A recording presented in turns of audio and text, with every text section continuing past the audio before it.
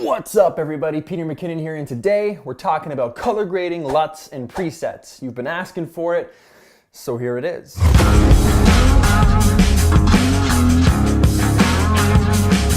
A few months ago I put out a video called How to Make Your Footage Look Cinematic Fast.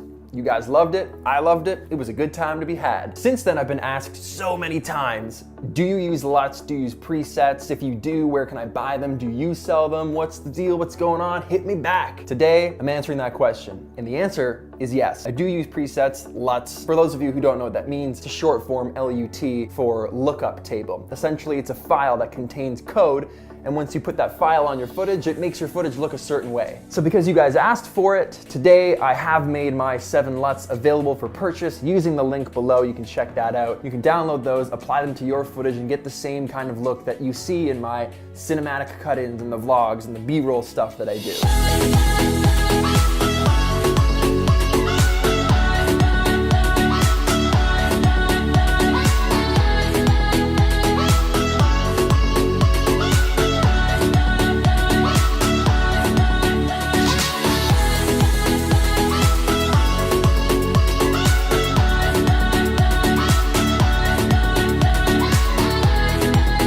Before we go any further, I want to show you what these 7 LUTs actually look like in Premiere on some footage that I've shot in the past. So we're going to do that, and I want to show you a little technique that I use to get the most out of them, so when you're using them on your own footage, you'll get the very best results. So let's go do that right now.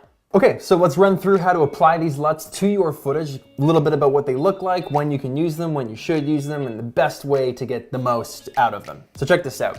When you open up the file, you're gonna see these 7 cube files.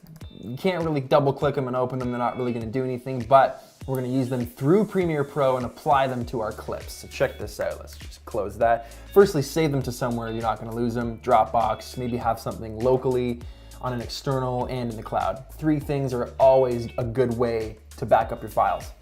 So check this out. We've got a clip here of me shooting some B-roll in the forest. We have a clip here of the street from an airplane and a dude busting a manual in Venice Beach. What? Come over here in your media bin, right click, new item, adjustment layer, enter. That's gonna make an adjustment layer in our media bin. Now, we're gonna apply this on top of our clips, like so. You can B blade to cut that at the end, A to get back to the arrow, and delete. Now we're going to apply this to all of the clips for this reason. Hold down Alt, drag that over, hold down Alt, drag that over, and drag that out, and we'll cut off this one. I think it's better to apply a LUT and an edit to the adjustment layer on top of the footage. That way, we can always just delete this adjustment layer, we can hide it, and we're always gonna have that fresh file underneath, okay? Make sure your Lumetri tab is open, hit Window down here under Lumetri. That's available in the CC version of Premiere Pro. That's gonna give you this tab on the side here. I always like to just slightly edit this a little bit, maybe up the color, up the saturation, depending on what it needs or what it doesn't need. Let me drop those highlights a little, make it a little brighter, a little more white, a little less black, boom. Kind of giving it like a base coat before I apply the LUT. Now, this is what I do. I come over to the first frame here of the clip, making sure that adjustment layer is selected. In your Lumetri panel, over here it says Input LUT. You're gonna click on that menu, hit Browse, and that's gonna open. You're gonna navigate to where you save those LUTs, and now you have access to them. We got Arctic Circle, Black Eye, Clean and Tidy, Fade Out, Kodak Killer, Noir, and Teal and Orange. So let's start with Arctic Circle. It's gonna make things look colder. That's why I created it. Hit open. Right away, I can tell you that it's coming on too strong, like someone that's got some bad cologne and you're like, this is why you apply it to an adjustment layer. Come over here to Effect Controls, so you'll probably be here default. Click on Effect Controls for that adjustment layer, and we can change the opacity of the LUT that's applied to this clip. So we start that at 0, and then introduce it a little bit until you're happy with it. It's good around 50%. Most of the LUTs are. Now they come on strong because sometimes they look great at full stop and sometimes they look better when there's only a little bit of it introduced. So in this case, 50% looks pretty good. And that's designed to just give off a more of a cold, cool feel. If you're shooting in the mountains, if you're snowboarding, if it's at nighttime, blue filters, why I call this Arctic Circle, are good choices to go with. If you want to clear that off, you could just right click on this adjustment layer, hit enable, and now you're back to your raw footage. And you don't have to actually edit or touch that clip below. Same thing to get it back, reverse it, you're back. Now, if you don't want this LUT and you want to try something else, come up here to the input tab, hit none, and then just browse and pick something else. Let's go black eye. Pretty cool. Now, we didn't change the opacity of this before we applied this again, so it applied black eye at 50%. At 100%, way too strong, but like I said, you can dial that back to 0, slowly introduce it. I think it looks good around like 35 even, not 50 might even be too much. And then you can tweak from there in your lumetri panel, maybe a little more exposure, maybe a little more contrast, and a little more white.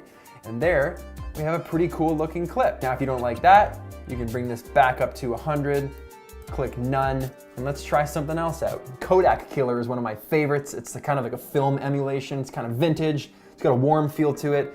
It's what I use in 80% of my vlogs when I do cinematic B-roll sequences, so that's one you guys will probably really like. Let's check that out. Look at that, it's just cool. There's just something about it that looks good. That's all that matters, is that you are happy, you're having fun. There is no right and there's no wrong. Sure, there's things that look better or look worse, but that's all subjective. If you like it and you're happy, then it's good to go. Now, in my professional opinion, and if you're doing a job for somebody, typically if you cake on a filter and it's at like 100% and it's coming in hot, it tends to be a little more on the amateur side. But like I said, sometimes I just like to do that because I'm having fun with it. So toning them back usually is a little more of a professional look to it. So check this out. So that was 100%. If we make this like 45, that looks a lot better in my opinion, watching that clip, than it did if it was at 100. It still looks cool, but it looks a little more intentional at 45. The teal and orange, one you guys have all been wanting and asking for, there it is at 100%. I typically, or that's at 100%. I typically keep it at around 50 or 45. I add a little bit of orange to that. I drop the exposure a little bit and I up the contrast, a little more black. And that is typically what I use when I shoot for the teal and orange. Let's try a different clip. Let's try this one here of the city. Let's throw Kodak Killer on this city clip. Boom, at 100%. That looks pretty good. Maybe a little more brightness, a little more contrast, and I'm happy with that. That's one that looks good at full stop. Come over here. Noir is a really nice black and white. It's a really clean, crisp black and white that just looks fresh. Super big fan of this one. It looks good on just about anything you put it on at, just about any percentage. Let's go over here, hit none. Let's browse. This is at 48%. Let's add noir to that and pump that up to 100. Still looks pretty cool. I'm a big fan of that one, so that's cool. Kodak Killer is great, and the teal and orange, obviously. Fade out's like a really popular cinematic trend right now in footage on YouTube and different videos. It essentially just desaturates the footage, plays with the shadows a little bit, but gives you a really kind of flat feel. Now, if you drop that down to like 65 or 75, it's a really cool cinematic look that's pretty easily obtainable. It looks good on drone footage, it looks good with cars. And you're gonna notice that there's certain LUTs that look good with certain clips at certain times of day. And that's when you start to get really good footage, when you start thinking hand in hand to the edit while you're out there shooting. So that's pretty much it. That's the fast way to apply a LUT to an adjustment layer on your footage within Premiere Pro. It's pretty easy to do. Just make sure you save those and back them up so you don't lose them. And you guys are off to the races. Okay guys, thanks so much for watching this video. I hope you got something out of it. And if you do buy the LUTs, thank you very much. I really appreciate it. I appreciate you. More importantly, I hope that these inspire you to go out there and shoot footage so that you're excited to come back and edit and start crushing that cinematic game, because it's all about just going out and creating. And when you have things that inspire you to create, that's the spark. And it only takes a spark to start the fire inside. So if you're feeling that, get out there and start using it. Hit that like button if you like this video, subscribe if you aren't already, and I'll see you guys in the next video. Got a big announcement in the next vlog. Oh, it's gonna be a good one.